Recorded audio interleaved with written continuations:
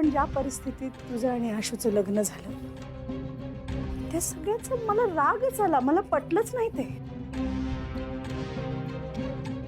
शिवासारखी मुलगी माझी सून होऊ शकते हे मला सहनच झालं नाही. कारण त्या प्रतिमेत बसणारी ती नव्हती ना.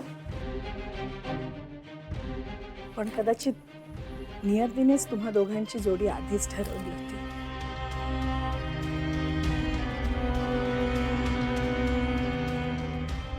गुरुजींनी सुद्धा सांगितलं नव्हतं का, देसाईंच्या घरात लक्ष्मी नाही दुर्गाच येणार.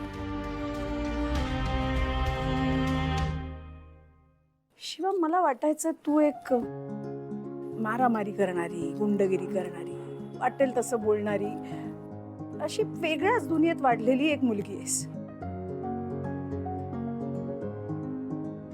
तू सून म्हणून जेव्हा घरी आलीस तेव्हा साध्या साध्या चालीरीती तुला माहित सुद्धा नव्हत्या. अगदी हळद कुंकूही लावता येत नव्हतं. अगं, हळद आधी लावायची असते, मग कुंकू लावायचं असतं.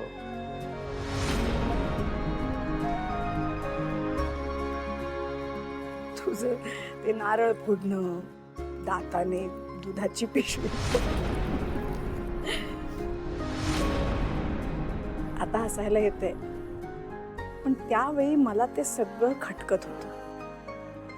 मी तुला ऍक्सेप्ट करूच शकत नव्हते.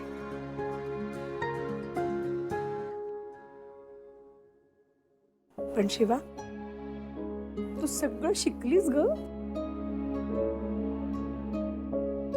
सगळ्या चालीरीती शिकलीस. एवढं की देसाईंच्या घरातले देव सुद्धा तू केलेल्या देवपूजेनंतर प्रसन्न झाले असतील.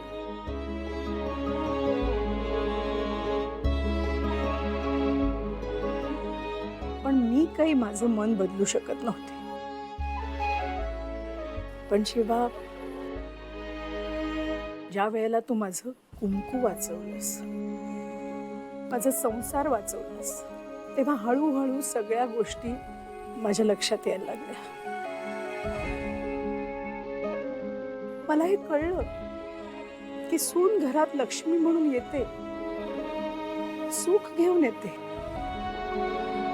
पण हे सुख जर कोणी हिरावून घेण्याचा प्रयत्न केला तर ती दुर्गा होते.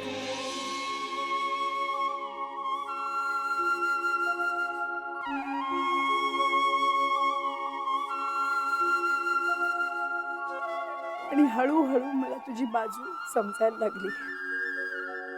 तुझं हे सौंदर्य मला जाणवायला लागलं.